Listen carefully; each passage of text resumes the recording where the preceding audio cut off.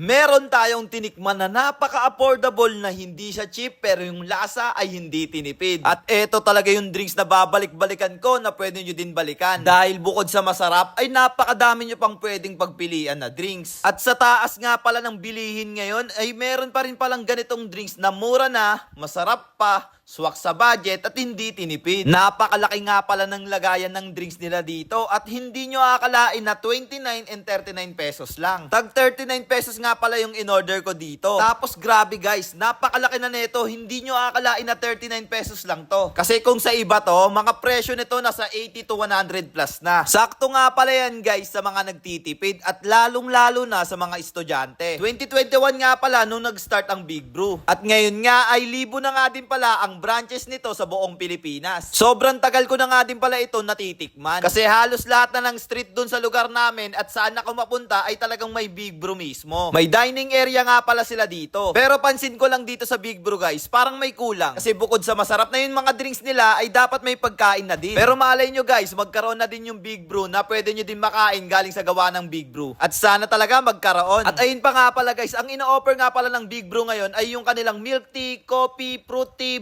Frosty at last yung kanilang prop. At ayun na nga din pala guys, hanggang dito na nga lang din po pala tayo at kita-kits na lang ulit sa next vlog. So again, this is Sajak TV. Thank you for sunshine, thank you for rain, thank you for joy. Ingat, salamat, bye-bye, ble!